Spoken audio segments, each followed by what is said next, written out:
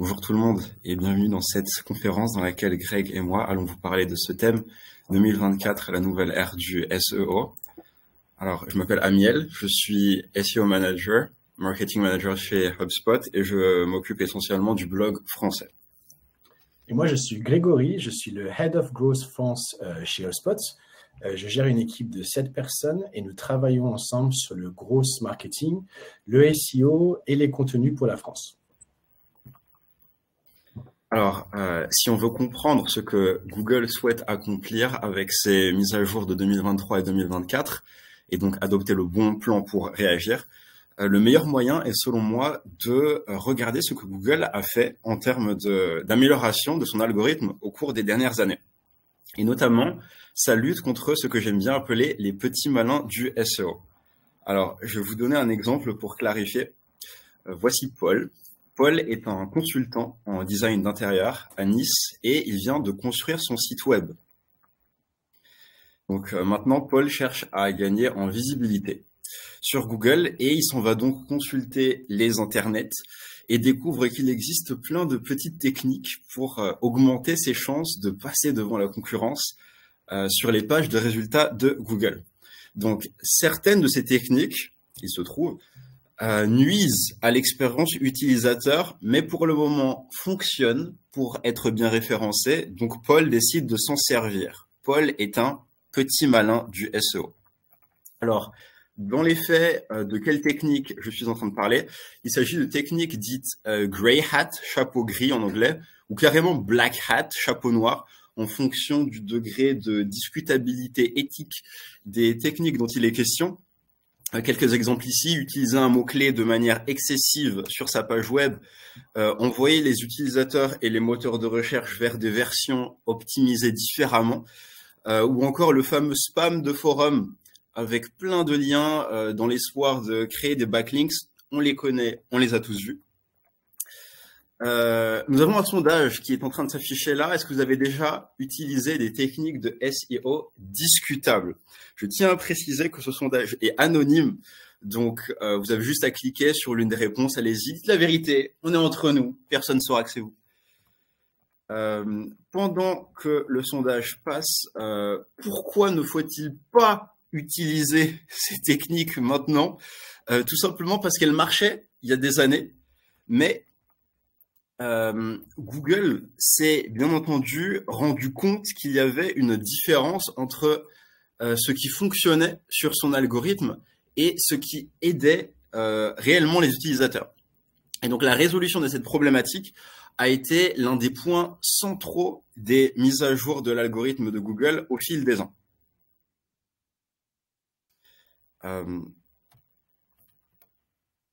Voici quelques-unes des principales mises à jour importantes de l'algorithme Google au cours de ces dernières années. Alors, on a Panda, qui punissait les sites dont le contenu n'était pas qualitatif. Penguin, qui régulait la qualité des backlinks. On a Hummingbird, RankBrain Bird, dont le but était d'améliorer la faculté de Google à comprendre les requêtes des utilisateurs. Helpful Content, qui mettait en avant le contenu qui sert les utilisateurs. Et on a la mise à jour Google SGE de 2024 que mon collègue Greg va vous présenter dans un instant, qui est l'apothéose de cette tendance de Google, de servir l'utilisateur aussi bien que possible. Alors maintenant, plus que jamais, il est temps de penser aux besoins de l'utilisateur pour réussir en SEO. Attention, les mots-clés, les backlinks et tout ce que l'on attribue au SEO classique, c'est toujours important en 2024, c'est toujours important, mais ça ne suffira plus si le contenu de la page n'est pas optimisé avec le but d'aider les utilisateurs. Maintenant, la grande question, comment est-ce que Google va encore plus dans ce sens en 2024? Merci beaucoup, Amiel. Moi, je vais parler de pourquoi 2024 est un si grand tournant pour le SEO. Qu'est-ce qui va changer? Tout simplement, en fait, Google va utiliser l'intelligence artificielle pour répondre aux requêtes des utilisateurs et leur offrir la meilleure expérience possible. Voilà, l'intelligence artificielle ira chercher les réponses dans les bases de données Google. On appelle ça SGE, la Search Generative Experience. Alors, voici Google SGE en action. Vous voyez là une page de résultats Google. Le look de la page de résultats peut dépendre selon la requête. Ici, on a les meilleures choses à faire à Paris. Mais ce qu'on peut voir, c'est que tout en haut, on a une espèce de box SGE qui prend énormément de place maintenant. Voilà, donc ça, c'est l'intelligence artificielle qui va chercher les meilleures réponses dans les bases de données Google. Voilà. Juste en dessous, on a aussi des liens fournis par Google, en général vers des sites qui ont beaucoup d'autorité, comme par exemple Wikipédia, ou même des sites comme Reddit maintenant, des forums, parce que Google met beaucoup en avant maintenant les réponses sur des forums type Reddit, Quora. Je reviendrai plus en détail là-dessus. Dans cette section, il y a aussi des zones plus classiques, comme par exemple People Also Ask. Et si vous regardez la box SGE et la section en dessous, vous avez aussi des champs où les utilisateurs peuvent ajouter d'autres questions supplémentaires pour aller plus loin avec l'intelligence artificielle et obtenir encore plus de réponses sur le sujet.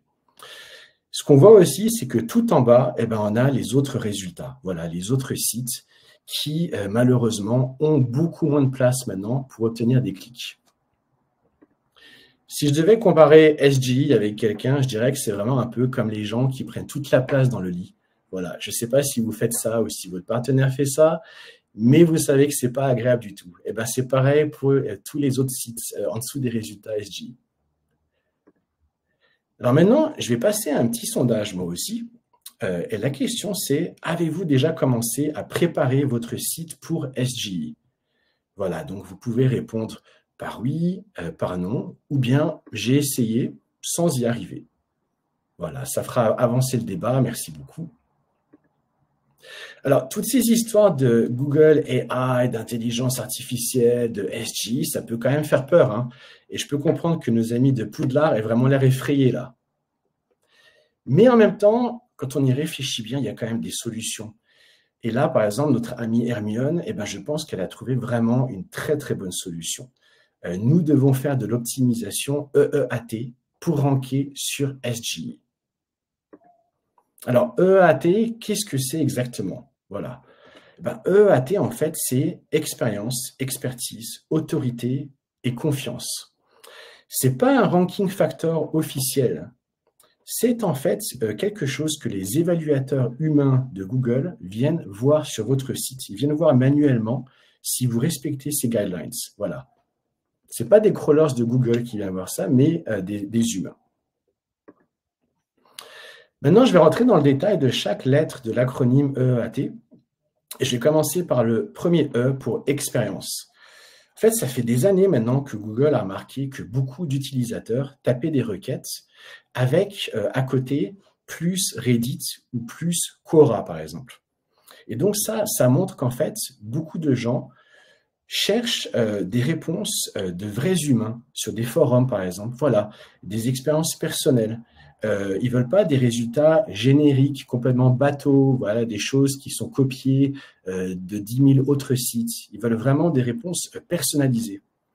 Google a aussi vu que de plus en plus d'utilisateurs en fait, allaient carrément sur les réseaux sociaux comme TikTok et que ça remplaçait en fait les moteurs de recherche. Et là encore, voilà, c'est une recherche d'expérience personnelle. On veut voir ce que d'autres humains ont vécu. Donc nous, chez HubSpot, ce qu'on a commencé à faire sur notre blog, par exemple, c'est vraiment montrer ce côté expérience personnelle. Par exemple, on teste des produits maintenant. Là, on a testé Google Bard. Vous pouvez voir ça sur l'écran. Et on indique dans le texte, dans le contenu, comment on a testé ça, ce qu'on a fait. On a aussi mis, par exemple, des images pour bien montrer qu'on a testé le produit. Et tout ça, c'est vraiment nécessaire pour montrer à Google que nous avons vraiment essayé le produit, que nous n'inventons pas les choses, voilà, que c'est vraiment une vraie expérience vécue. C'est très important pour ranker sur SGE. Le deuxième E de EEAT, c'est E pour expertise. C'est un petit peu une alternative au côté expérience personnelle. Là, on parle de contenu d'expert, en fait, sur votre site. Donc, ce que vous pouvez faire, c'est par exemple contacter des experts internes dans votre entreprise pour leur demander de participer sur votre blog, ou bien des experts externes. Voilà, ça aussi, ça marche bien. Ils peuvent écrire des articles de blog, par exemple, ou bien vous fournir des petits extraits que vous pouvez injecter dans le contenu. Voilà. Et ça, c'est très, très, très important, encore une fois, pour répondre aux guidelines EEAT. Donc, non seulement il faut du contenu d'experts, mais il faut ajouter à cela des signaux qui montrent que là, on parle vraiment d'experts, voilà, de personnes qui savent de quoi elles parlent. Là, je vous montre un exemple de ce qu'on fait chez HubSpot. On a un article auquel j'ai participé et puis on a mis ma biographie. Et donc, voilà, j'ai mon nom, mon titre, une photo pour montrer que je suis un être humain, voilà, et du contenu, du texte qui montre aussi quel est mon background, ce que j'ai fait dans ma carrière, voilà. Ce qui est très important aussi, c'est de mettre des liens vers des sites tiers qui prouvent votre autorité. Là, par exemple, on a mis un lien vers LinkedIn, mais on aurait pu mettre un lien vers ma page d'ancien élève à l'université. Voilà, ça aurait marché aussi. Donc ça, c'est un autre point qui est très important pour ranker sur SGE. C'est vraiment le côté expertise. La troisième lettre dans EEAT, c'est A pour autorité. Et j'ai ajouté aussi branding à côté parce que c'est vraiment capital. En fait, il est très important de créer une vraie image de marque pour son site, surtout aujourd'hui. Parce que Google favorise vraiment les sources avec une autorité établie. Et j'irais même jusqu'à dire qu'aujourd'hui, il est plus important de passer du temps à créer un logo vraiment qui marque les esprits, de mettre aussi, par exemple, des signaux sur son site comme des avis positifs de clients, les logos de partenaires avec lesquels vous travaillez, créer aussi un site avec un beau design et avec une super expérience utilisateur. Voilà. Tout ça, pour moi, c'est encore plus important aujourd'hui que de passer des heures et des heures sur la recherche de mots-clés. Il faut vraiment se construire cette autorité, cette image de marque aux yeux de Google. Là, j'ai mis l'exemple de Airbnb parce que je trouve qu'ils se sont créés un logo qui marque vraiment les esprits. Et ils ont aussi vraiment réussi à augmenter leur autorité pour dépasser leurs compétiteurs sur Google. Voilà, grâce à cette autorité aux yeux de Google et aux yeux des clients en général.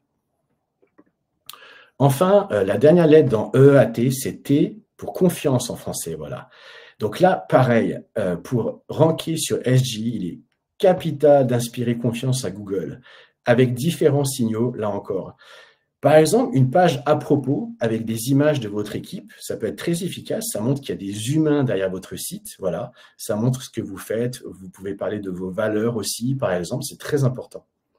Mais il y a d'autres signaux. Par exemple, essayez d'obtenir des avis positifs sur des sites comme G2, des backlinks de qualité, ou bien obtenir des commentaires positifs sur les réseaux sociaux ou dans les conversations sur votre marque sur Reddit ou Quora.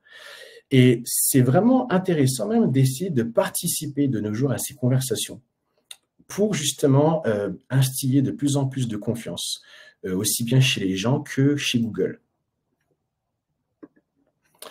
Pour finir sur ce thème, je dirais que pour moi, en 2024, less is more. Et pour répondre à SGE cette année, à mon avis, faire du SEO, c'est faire moins de SEO en fait. Donc, il faut toujours faire du SEO à petite dose quand même. Donc, le contenu conversationnel est très important toujours. L'ajout de mots-clés longue traîne aussi, travailler sur le structure data et les schémas markup. Et bien sûr, optimiser la vitesse et la page experience sur mobile surtout. Mais pour moi, ce qui est vraiment le plus important, c'est d'optimiser en pensant à l'utilisateur et pas au moteur de recherche. Il ne faut pas faire du SEO seulement pour faire du SEO. Il faut vraiment penser aux personnes qui vont accéder aux résultats et à votre site. J'irai même plus loin, je dirais que pour moi, en 2024, les SEO devraient carrément devenir des full stack marketers. C'est-à-dire que pour moi, il faut élargir son horizon en tant que SEO. Il ne faut plus se soucier seulement du trafic, des liens, du technical SEO. Il faudrait, je pense, s'intéresser à toute la gamme du marketing. Voilà, donc en apprendre plus sur les réseaux sociaux, la RP, l'outreach, l'analytics, le design et le branding, la publicité en général, vraiment tout ce qui a trait au marketing. Et bien entendu, il faut aussi se familiariser avec les outils IA pour faire un meilleur travail plus rapidement. Il ne faut pas créer son contenu entièrement avec l'IA, au risque d'être pénalisé, mais il faut savoir s'aider avec l'IA.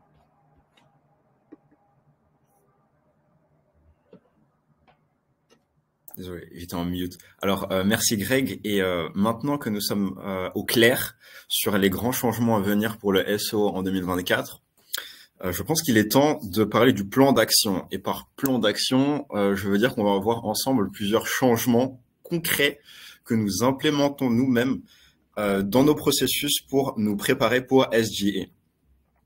Alors, tout d'abord, le changement de cible lors de notre génération de trafic, c'est vraiment important. En 2024, il n'est plus suffisant de se satisfaire de faire des gros chiffres en termes de trafic. D'accord? Le facteur auquel il faut vraiment faire attention maintenant, c'est est-ce que j'attire du public en rapport avec ma niche? On va voir pourquoi c'est important. Alors, sur le schéma que vous voyez là, on a tout en bas le contenu que vous créez, d'accord? Les carrés. Et au-dessus, les triangles, c'est les visiteurs que votre contenu attire. Les carrés violets représentent le contenu en lien direct avec votre niche. Les carrés violets, c'est le contenu spécifique, d'accord? Votre sujet. Les carrés bleus, c'est le contenu un peu plus général, susceptible d'attirer un plus grand nombre d'utilisateurs, mais pas forcément des utilisateurs spécifiques à votre niche. Le même code couleur est utilisé pour les visiteurs au-dessus. D'accord? Le problème avec les visiteurs bleus, ceux dont l'intérêt et les intentions ne sont donc pas spécifiques à votre niche, c'est qu'ils ont peu de chances d'être convertis en prospects au final.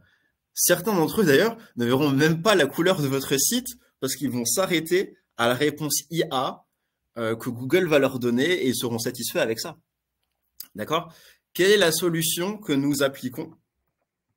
Il s'agit tout simplement de focaliser ses efforts sur la création de contenu spécifique à votre niche, quitte à en faire moins. Et ce point est vraiment important. Vous avez bien entendu, quitte à en faire moins. Donc, si vous créez moins de nouvelles pages de contenu au total, mais que les quelques pages que vous créez sont en rapport direct avec votre niche et vraiment qualitatives pour les utilisateurs, vous attirerez certes moins de visiteurs au total, votre trafic sera moins élevé, ce qui est attendu de toute façon avec SGI, mais les visiteurs qui viendront sur votre site auront de bien meilleures chances d'être convertis. Et c'est la conversion que l'on cherche en 2024, plus que jamais. Donc voici une diapo pour récapituler. Je vais aller un peu plus lentement pour que vous ayez bien le temps de prendre des notes. Il est possible que vous perdiez du trafic sur certaines pages en raison des réponses IA de Google sur ces mots-clés, mais vous pouvez réagir en réduisant la production de contenu général, de contenu non spécifique, et réattribuer ce temps, ces efforts à la création d'articles qualitatifs. D'accord? Qualitatif enrichi, susceptible d'attirer une audience spécifique. Pas de souci si vous produisez moins d'articles de manière générale. Pourquoi? Parce que l'audience que vous allez attirer n'a pas le même comportement. Bah ouais, même s'ils sont moins nombreux que l'audience générale, ils recherchent plus en profondeur et sont plus susceptibles d'être convertis. Alors, dans le but d'appliquer le plan que nous venons de voir, nous aurons besoin de l'implication de toute une équipe, pas juste d'un analyste SEO. Et Greg nous disait précédemment que le SEO ressemble en 2024 plus que jamais à du full stack marketing. Et il se trouve que Greg a raison, puisque ce que vous voyez là, c'est un récapitulatif des responsabilités essentielles en SEO en 2024. D'accord? On va aller voir plus en détail dans un instant, mais là, rapidement, on a l'analyste SEO de manière évidente, le rédacteur qui va créer le contenu textuel. On a une personne qui sera responsable des conversions, qui va s'assurer du potentiel de conversion des pages du site, de l'expérience utilisateur. Et on a la personne en charge du contenu média, donc images, vidéos, Notons qu'il est bien sûr absolument acceptable, et peut-être que certains d'entre vous le font déjà, que une personne porte plusieurs de ces casquettes à la fois. Alors, je vais passer rapidement sur l'analyste SEO parce que ses missions principales restent essentiellement les mêmes en 2024, à savoir rechercher les opportunités SEO, donc nouveaux mots-clés à utiliser, optimiser les pages existantes du site, suivre le référencement des pages du site pour voir lesquelles performent bien, lesquelles devraient être améliorées, ou encore rechercher de nouveaux backlinks. La personne en charge de la rédaction aura pour rôle de créer le contenu textuel en respectant les recommandations de l'analyste SEO dont nous venons juste de parler. D'accord? Donc, structure de la page, utilisation de mots-clés particuliers, mais la grande nouveauté extrêmement importante pour les rédacteurs en 2024 est le facteur EEAT que Greg a mentionné à l'instant. C'est très important. Donc, montrez que vous, la personne qui rédigez ce texte, avez un avis personnel sur le sujet basé sur votre expérience. C'est important pour bien être référencé. La résolution du problème de l'utilisateur et donc par conséquent son expérience dépendront de ce facteur EEAT.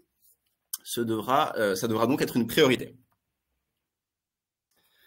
Nous avons la personne responsable de la conversion qui aura pour rôle de s'assurer que les visiteurs arrivant sur le site aient la plus forte probabilité que possible d'être convertis en prospects. Donc, il y a plusieurs facteurs à prendre en considération pour faire ça. On a l'expérience utilisateur, de manière générale, on en a déjà parlé. On a les offres de contenu, par exemple des PDF que votre site propose, ou encore les fameux call to action. Vous savez, les boutons télécharger, inscrivez-vous, call to action. Appel à l'action, littéralement traduit. Rappelez-vous, en 2024, la priorité du SEO est de servir vos utilisateurs. D'accord? Et bien souvent, la meilleure manière de faire ça est d'inclure des images ou des vidéos sur vos pages. Par exemple, si vous expliquez un processus à suivre étape par étape pour utiliser correctement un logiciel, votre guide ne sera optimal que si les étapes sont accompagnées de captures d'écran montrant où est-ce qu'il faut cliquer. On est d'accord. Et ça, Google le sait. Donc, ne sous-estimez pas l'importance des médias en SEO. Et maintenant que nous sommes au clair sur les responsabilités essentielles du SEO en 2024, on va regarder comment tout ça fonctionne dans un processus concret. Alors, sur ce schéma, tout en haut, on a l'analyste SEO, c'est là que le processus commence, qui va chercher des opportunités de création de nouveaux contenus. Donc, quels mots-clés utiliser, quelles sont les techniques utilisées par la concurrence, c'est important, les concurrents qui sont bien référencés sur Google. L'analyste SEO va ensuite faire des suggestions de nouveaux sujets à aborder sur le site.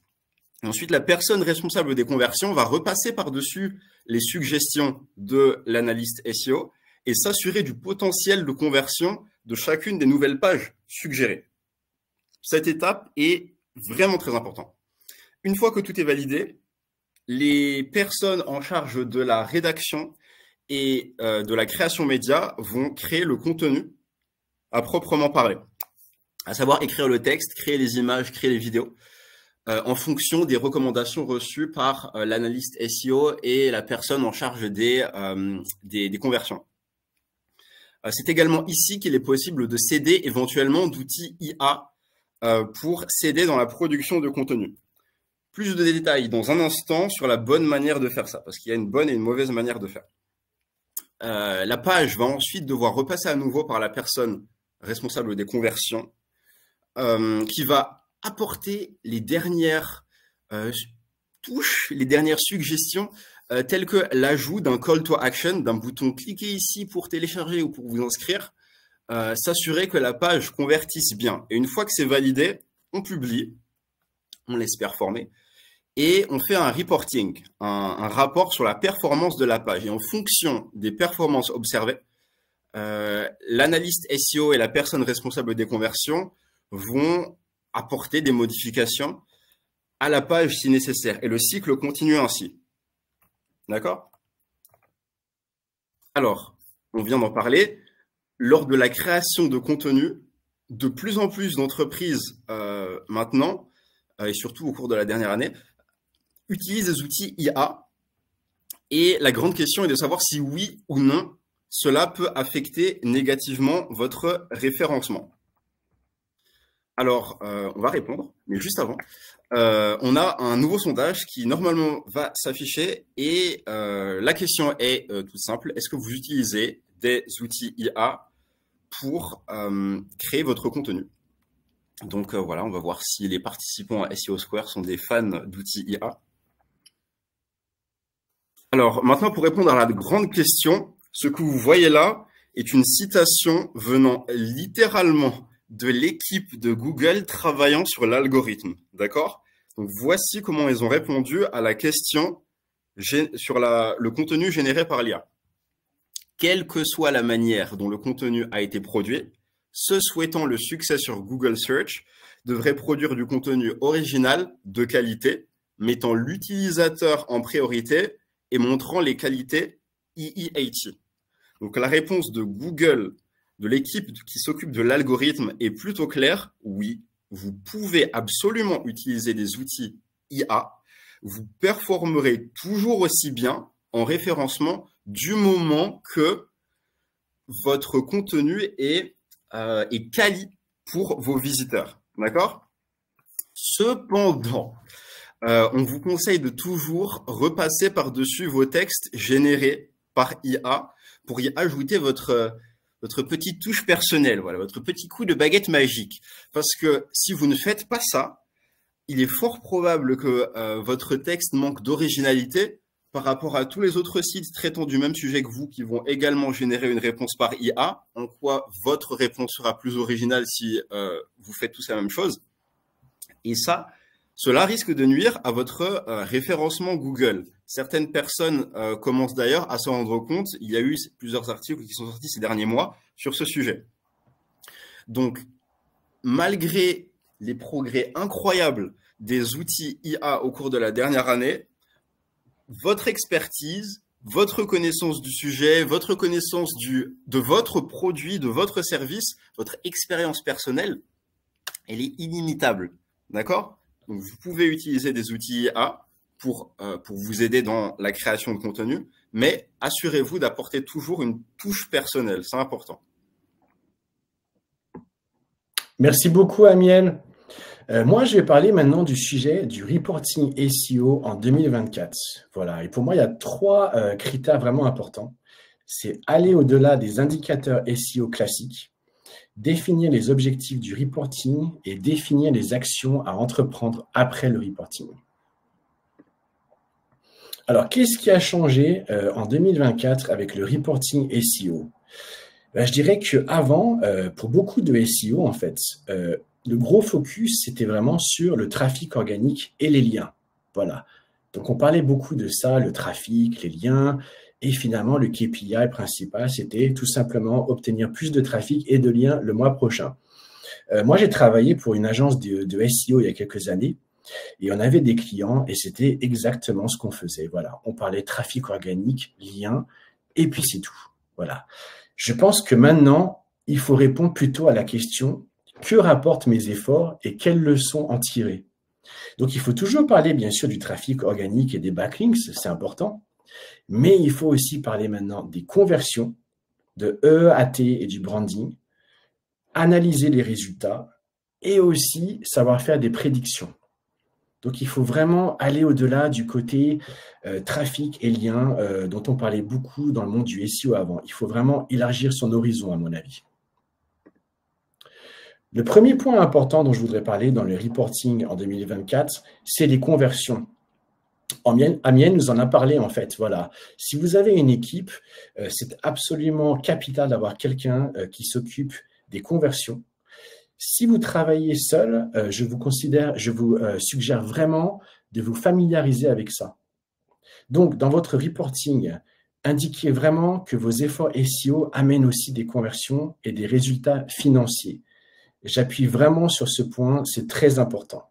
Tout simplement parce que les choses vont devenir très certainement plus difficiles pour votre site cette année avec l'arrivée de SGI. SGI risque de vraiment pénaliser votre trafic en fait.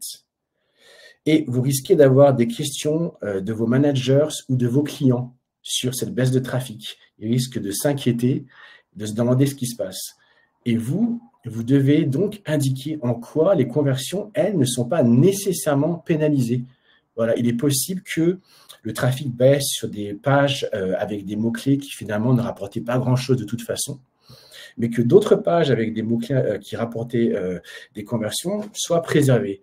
Donc, il faut savoir expliquer ce genre de choses. C'est pourquoi je pense que vous devriez vraiment en apprendre plus sur le CRO, le Conversion Rate Optimization, dont Amiel a parlé. Voilà, c'est vraiment l'art de créer des CTAs ou des offres sur son site pour amener les visiteurs à effectuer des actions. Par exemple, fournir ses coordonnées pour télécharger un e-book ou bien s'inscrire en tant qu'utilisateur. Un autre point important dans le reporting, c'est vraiment EEAT et le branding. C'est absolument capital cette année. Comme je l'ai dit déjà, il faut vraiment gagner en autorité avec son branding en 2024 pour répondre aux critères EEAT. Donc voilà, bien se focaliser sur son site, avoir un site de top qualité avec une expérience utilisateur optimale, un logo qui marque bien les esprits, mettre des avis clients sur son site qui sont positifs, les logos des partenaires, participer aux conversations aussi sur Internet, sur les réseaux sociaux, sur les forums. Tout ça, c'est vraiment super important de faire. Mais ce qui est aussi absolument capital, c'est de documenter ces efforts dans vos rapports maintenant pour voir ce qui fonctionne ou pas. Autre point vraiment important, bien sûr, c'est l'analyse des résultats dans votre reporting. Donc voilà, il faut analyser, bien entendu, ce qui se passe en ce moment et le mettre dans votre rapport. Mais ce qui est encore plus important, c'est de voir vraiment avec cette analyse ce qui fonctionne ou pas et d'en tirer les bonnes conclusions. Voilà, essayez de faire mieux le mois prochain, comme finalement beaucoup de SEO le faisaient auparavant. C'est plus suffisant en fait. Il faut vraiment savoir analyser les données pour s'adapter aux changements, surtout cette année avec l'arrivée de SGI, qui va vraiment tout chambouler. Donc, il faut pouvoir s'adapter aux changements liés à ça, mais aussi les prévoir. Et je pense vraiment que vos managers ou vos clients vous remercieront pour ça, si vous réussissez à prévoir les choses aussi en avance. Ce qui m'amène aussi aux prédictions dans le reporting. Je pense que pendant pas mal de temps auparavant, les SEO avaient parfois une image un petit peu de dilettante, comme la SIGA de l'AFA, voilà, qui avait des solutions un peu au jour le jour, et puis qui prédisaient un petit peu les choses, mais vraiment sur le court terme en fait.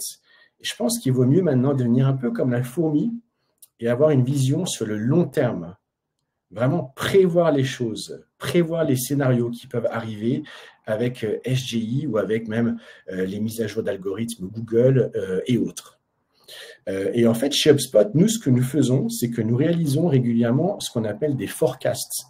C'est-à-dire qu'on compare ce qui s'est passé précédemment, on analyse ce qui s'est déjà passé, et on compare ça avec différents scénarios qui peuvent intervenir à l'avenir. Voilà. Et ça nous permet un petit peu de comprendre comment les choses peuvent se passer et de s'adapter à différentes situations. C'est vraiment très important.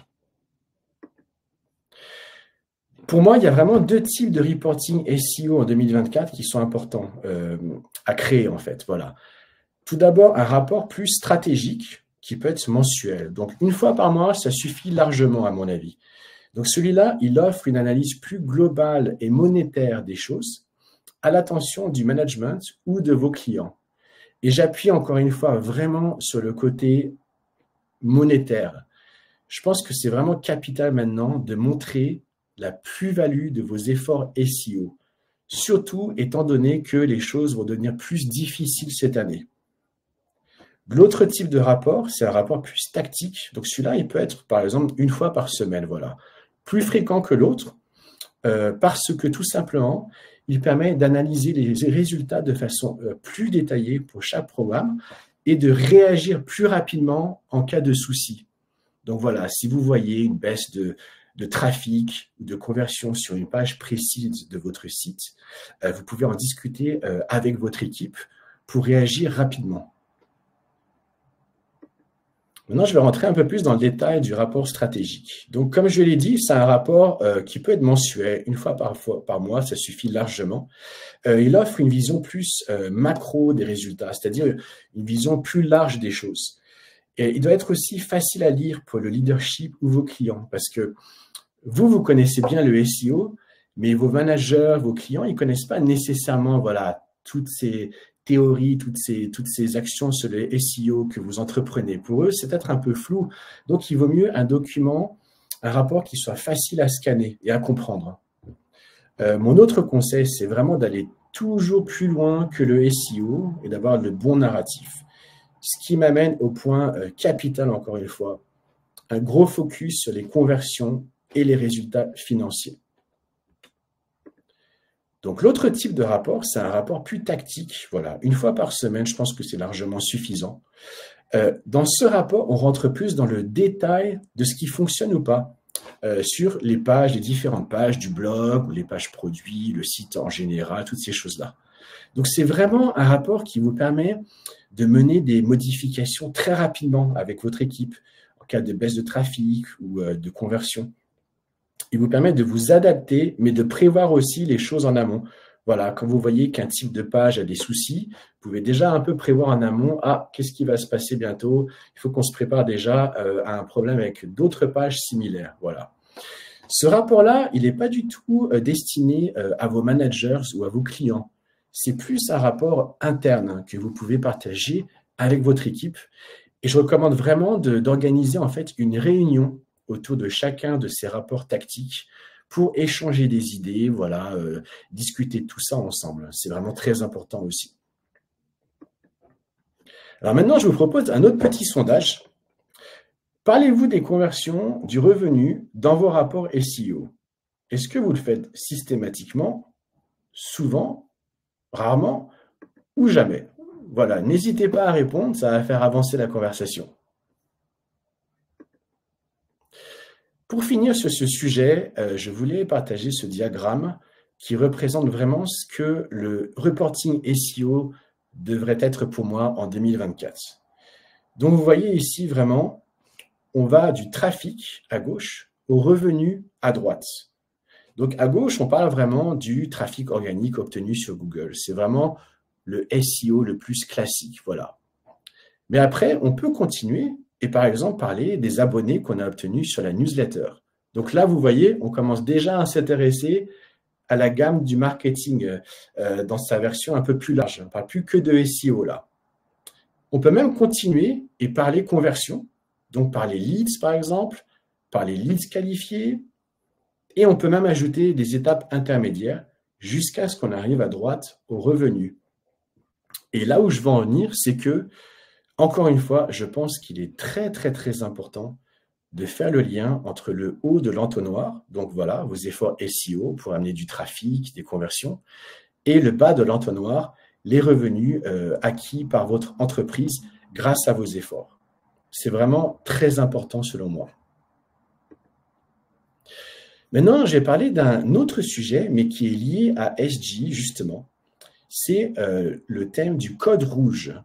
Donc, qu'est-ce que c'est que le code rouge? En fait, chez HubSpot, quand on voit une baisse, par exemple, de trafic ou de conversion sur certaines pages, une baisse assez drastique et rapide, on entre en code rouge. Voilà, c'est-à-dire que on laisse tomber tout le reste et on se met vraiment à travailler très dur pour faire remonter le trafic, les conversions.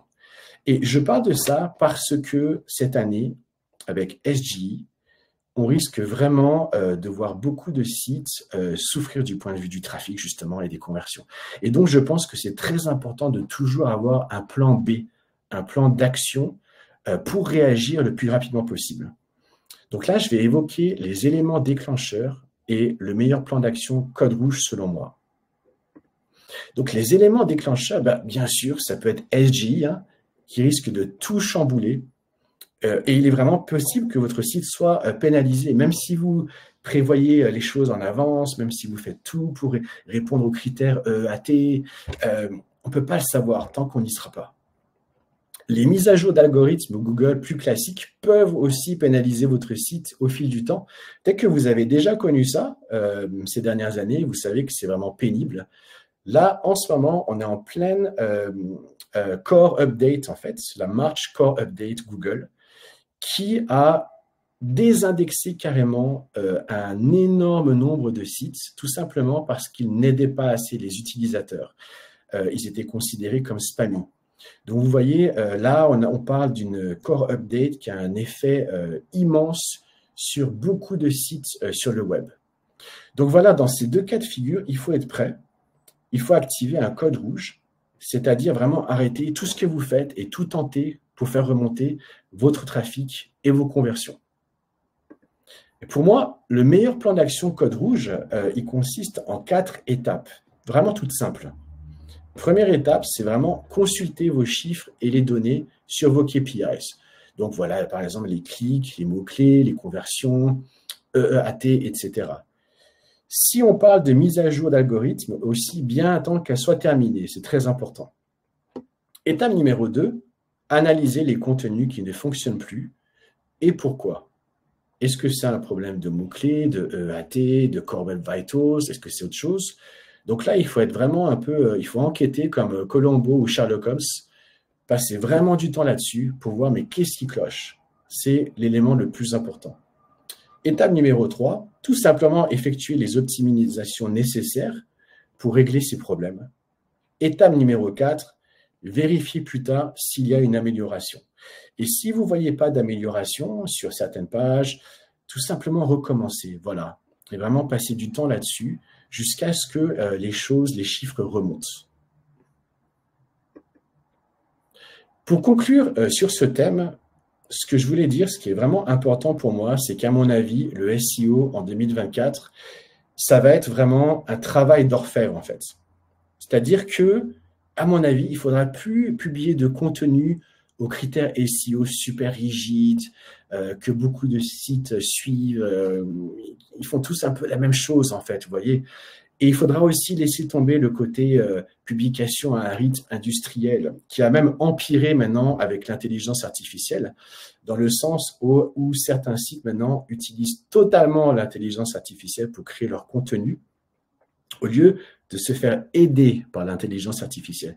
Et ces sites-là, qui publient du contenu entièrement créé par l'intelligence artificielle, ils sont en train d'être pénalisés aujourd'hui même par la mise à jour de Google, la dernière, la Core Update. Voilà.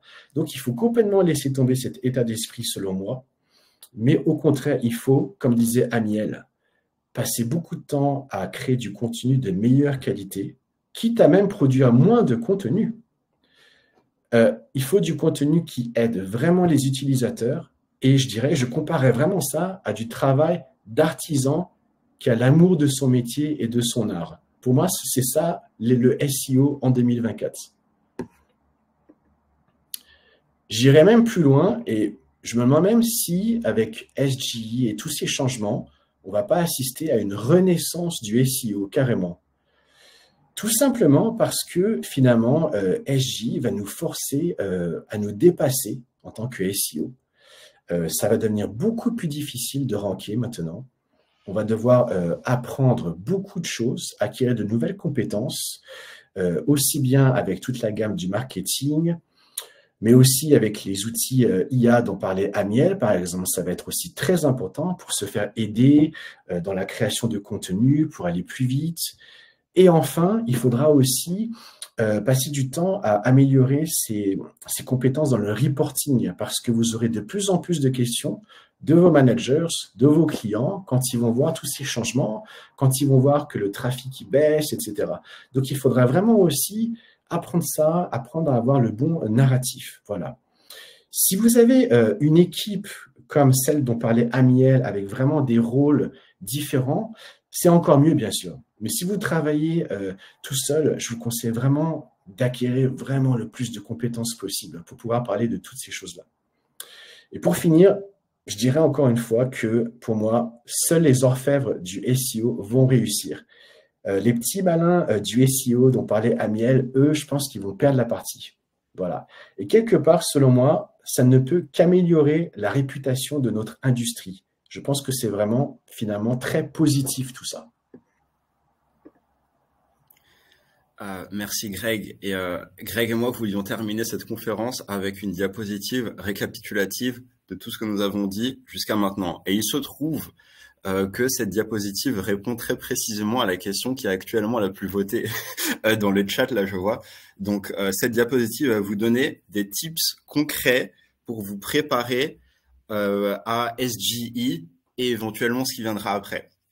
Donc la chose la plus importante actuellement, servir les visiteurs. D'accord? Assurez-vous que les visiteurs qui viennent sur votre site aient la meilleure expérience possible et repartent de votre site, si au moment où ils repartent, avec une réponse à la question pour laquelle ils sont venus. Si jamais votre site est capable d'accomplir cela, Google aura tendance à vous pousser vers le haut dans les pages de résultats. Visez une audience spécifique à votre niche et pas une audience générale. Focalisez vos efforts sur la création de contenu visant une niche particulière pour être sûr que vous attirerez des personnes qui vont pas s'arrêter à une réponse IA, mais qui vont scroller plus, chercher plus, explorer plus et être convertis, parce que c'est ce que vous voulez maintenant. Utiliser une IA ne vous pénalisera pas. Ça répond aussi à l'une des questions que je vois actuellement dans le chat. Utiliser une IA ne vous pénalisera pas si vous faites bien les choses. Ne vous limitez pas juste à la réponse IA, d'accord? Apportez votre touche personnelle pour apporter de l'originalité. Si vous faites du contenu IA basique et non original, oui, là, il y a moyen que vous soyez pénalisé. Donc, faites attention à toujours apporter votre touche personnelle. Voilà. EEAT, toujours important. Greg en a beaucoup parlé. Assurez-vous que lorsque vous créez du contenu, vous donniez une opinion personnelle basée sur votre expérience, une opinion unique, votre opinion, parce que c'est ça ce qui plaît à Google en 2024. Ne vous limitez pas juste au trafic et aux liens, comme ce que l'on faisait au SEO il y a longtemps. Regardez vraiment les chiffres de conversion, par exemple, etc. Assurez-vous que votre site soit vraiment capable de convertir du trafic en prospect. Et c'est là que vous verrez si vous allez dans la bonne direction ou pas. Et enfin, focalisez-vous sur la qualité de votre contenu, quitte à en faire moins. D'accord? Vous performerez mieux sur les indicateurs importants, donc le revenu, la conversion, si votre contenu est de qualité. Ce n'est plus la quantité qui compte maintenant, c'est vraiment la qualité. Voilà.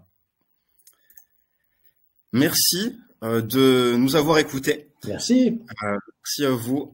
Et nous allons dans un instant passer aux questions qui restent, avec le temps qui nous reste. Alors, dans les questions, je vois quand est-ce que SGE arrive en France. Il se trouve que Google avait prévu une période de test qui était censée se terminer en décembre 2023 sur les régions anglophones. Le test a été prolongé et nous n'avons actuellement pas de date pour la France. Nous sommes donc en avance. Mais vous avez eu la présence d'esprit de venir ici et donc à SEO Square. Donc bonne décision. Vous êtes maintenant prêts. Moi, je vois une question intéressante ici parce que j'y avais pas pensé en fait. Est-ce que ça vaut le coup de mettre une bio d'expertise même si on a un seul rédacteur? Eh bien, je dirais oui, tout à fait. C'est super important que l'on ait 10, 20, 100 rédacteurs ou juste un seul. Il faut vraiment prouver à Google que l'on sait de quoi on parle et que Google peut vous faire confiance à vous et à votre site. C'est très important.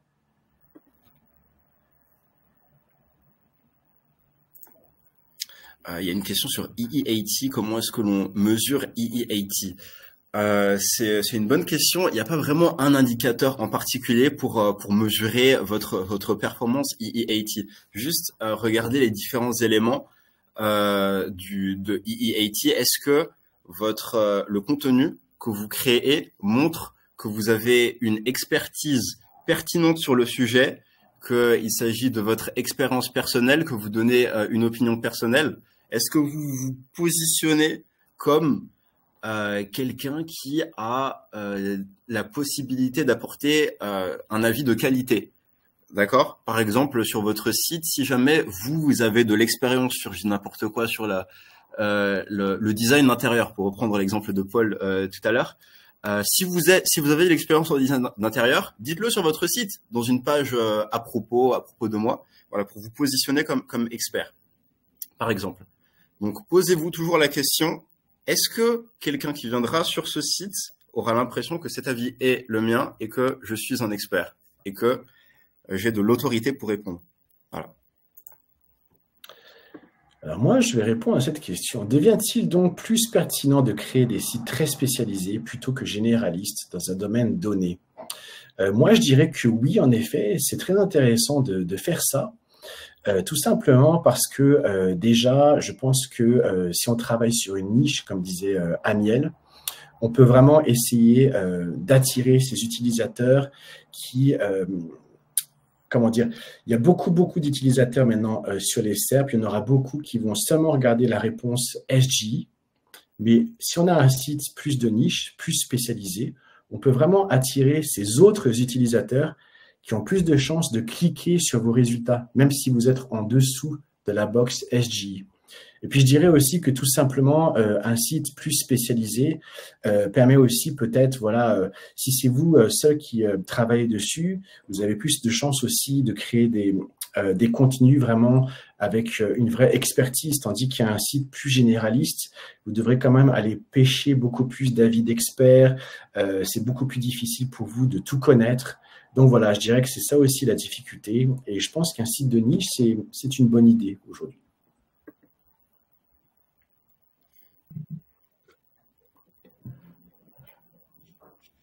Merci Greg. Merci Greg. Amiel, peut-être une toute dernière question et après on va clôturer pour laisser le temps aux gens de faire une petite pause et puis de nous rejoindre après pour la roulette du SEO. Absolument. Je veux une réponse ici. Est-ce que vous avez des KPIs pour mesurer concrètement le branding dans le reporting? C'est Greg qui avait parlé de ça tout à l'heure, donc peut-être que Greg voudra compléter ce que je dis, mais je pense que là, une fois de plus, un peu comme EE80, il n'y a pas vraiment un indicateur pour mesurer votre branding. Posez-vous juste la question, est-ce que ma marque est associée dans mon contenu à du contenu à mon expertise, à ce que je présente. C'est-à-dire que est-ce que les personnes qui seront exposées aux éléments de mon branding, donc mon logo, mon slogan, etc., associeront ça à mon expertise? Est-ce que tu es d'accord avec ça, Greg? Tout à fait. C'est difficile vraiment de mesurer ça concrètement avec des KPIs. Et par exemple, je parlais aussi des réseaux sociaux, voilà, un petit peu les conversations que les gens peuvent avoir sur votre marque sur les réseaux sociaux. Ben ça, c'est notoirement réputé pour être difficile à mesurer. Voilà, ce qu'on dit sur vous sur les réseaux sociaux. Pareil, par exemple, pour votre logo. C'est difficile de voir est-ce que mon logo vraiment est d'une qualité qui attire plus de monde par rapport à un autre logo ou pas. Voilà, c'est vraiment un petit peu plus voir quels sont vos résultats EEAT en général. Mais après, voilà, mesurer concrètement des KPIs pour le branding, c'est difficile. C'était le mot de la fin. Merci Grégory, merci Amiel pour ce webinaire très enrichissant. Le dernier du SEO Square, c'était le 14e, on l'a dit au début, mais c'est pas fini hein, le SEO Square, il y a encore la roulette du SEO là, juste derrière dans quelques minutes. C'est pour ça que on va conclure pour laisser à tout le monde de prendre une toute petite pause. Je remets cette slide-là juste pour regarder en bas de la slide, c'est important. On remercie évidemment tous les participants au SEO Square 8. Ça a été une magnifique édition. Vous avez été nombreux. Il y a eu un engagement de dingue, énormément de questions. On l'a vu. C'était génial. Donc voilà. Je vais pas citer tout le monde. Vous les avez tous sur la slide, mais vraiment un énorme merci à tous et évidemment aux équipes d'HubSpot, donc Grégory et Amiel qui ont parfaitement conclu cette magnifique édition édition du SEO Square qui se termine quand même le premier jour du printemps, si c'est pas magnifique, tout ça. Et donc, dans 4 minutes, on se retrouve pour la roulette de SEO par position 0. Donc, Thomas Meyer et Luca Fancello, je pense qu'on dit Fancello, j'espère, sinon il va me tailler en live juste derrière, il doit être en train de rigoler. Donc voilà, ça va être très amusant, il va y avoir des surprises, des choses à gagner, comme très souvent. Donc, je vous invite juste à prendre une petite pause, manger un petit gâteau, une petite orange, une petite banane, n'importe quoi, tout ce que vous voulez. Et puis, on se retrouve dans 4 minutes, tout simplement. Merci Grégory, merci Amiel, c'était génial. Merci, au revoir. Merci à vous. Au revoir.